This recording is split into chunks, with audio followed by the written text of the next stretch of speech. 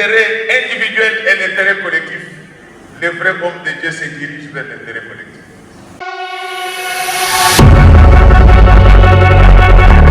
Les membres de leur famille, parce que quand nous prions, nous bloquons l'esprit des morts en RDC. Et aujourd'hui, ils sont devenus des autorités. Vous pensez que tout ça doit se faire gratuitement?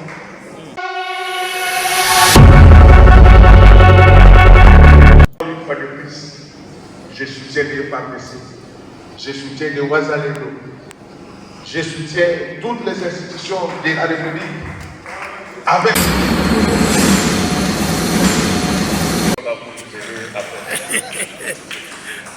Et je l'ai touché par ce message, et je suis content que c'est en train de faire cause avec l'Église pour regarder dans la même direction. Au départ, on pensait que nous étions sortis de la Bible, mais ce sera la Bible. Celui qui n'aime pas l'État n'aime pas Dieu.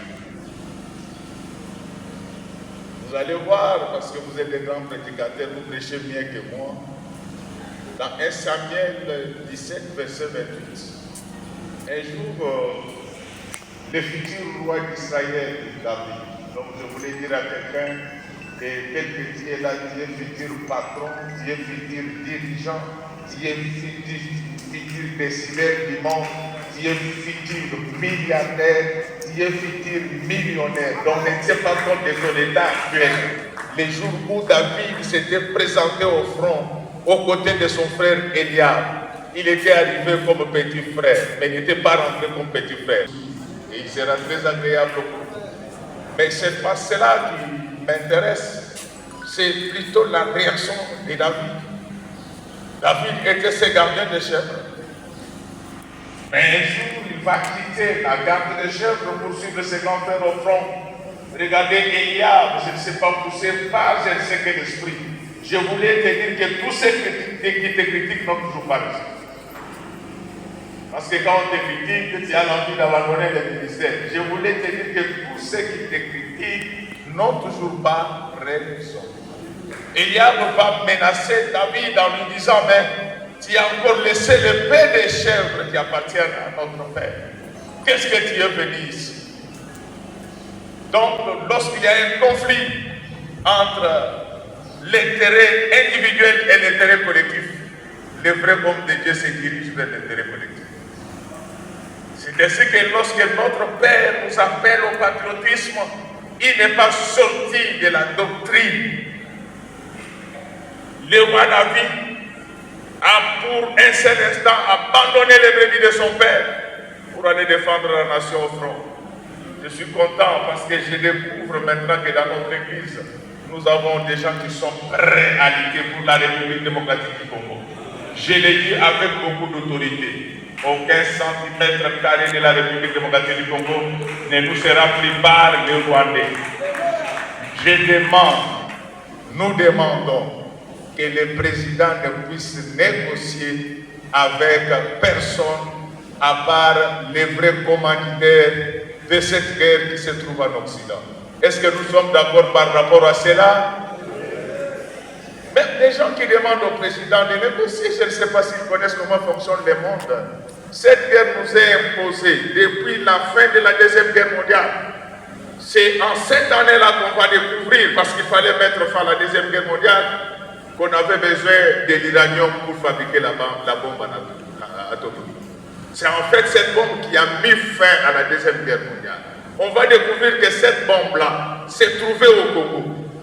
Les Belges vont venir prendre l'uranium pour vendre ça aux Américains. Depuis ces temps-là, les décideurs du monde que vous connaissez avaient décidé de ne jamais laisser le Congo en paix. Alors pourquoi nous allons négocier avec les commissionnaires? Pendant que les vrais adversaires sont connus, nous devons dire non à cette pression de nous pousser à des négociations éternelles, brassage, mixage. En réalité, on est en train de nous infiltrer pour qu'un jour nous soyons dirigés par ce que nous disons.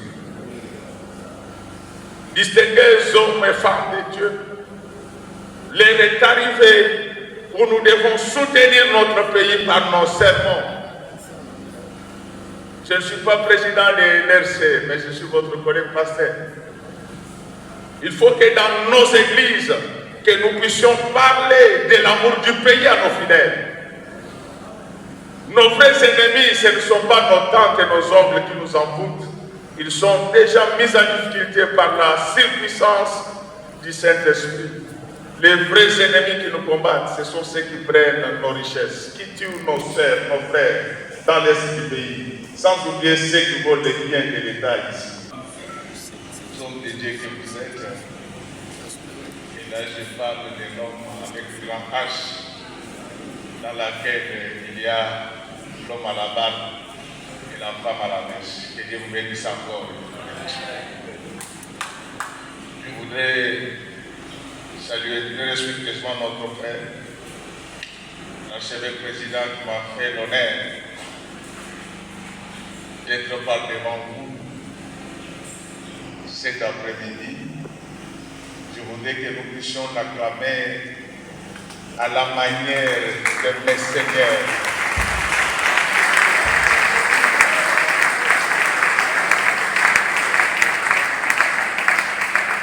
Si tu ne vois pas quelqu'un bien acclamé, il est membre de M23. Je disais qu'est-ce que nous pouvons encore bien acclamer à la manière de nos seigneurs. Je voulais particulièrement remercier les modérateurs, les maîtres Bravo, d'avoir prolongé la réunion, sinon j'allais être absent. Dans l'essai, nous sommes séparés très tard hier et moi je suis allé au lit vers 6h30. Et quand j'ai cherché à m'allonger, le sommeil m'avait emporté. Donc si lui il était allé très vite, moi je n'allais pas être là-haut. Est-ce que nous pouvons l'acclamer aussi?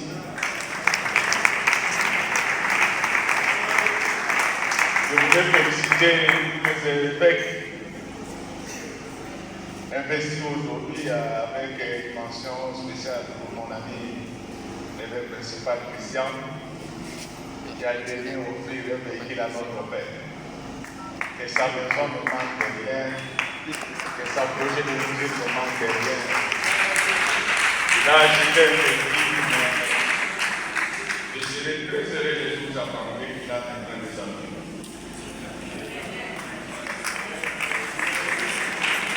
Alors, je sais qu'il y a quelqu'un d'autre qui dit, mais il n'est pas de lycée que nous ne voyons ici. Je suis venu dans la maison de mon papa.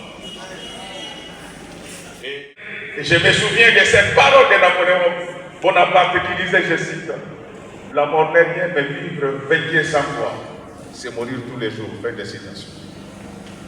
Nous disons que nous avons la puissance, c'est maintenant le moment de démontrer que Dieu est aussi congolais. La Bible dit, maudit soit celui qui déplace les bornes placées par ses pères. Au nom du Seigneur Jésus-Christ, je maudis les adversaires au nom de Jésus. Qu'on ne vous trompe pas, ces gens ne sont pas plus forts que nous. Nous nous battons contre le monde entier.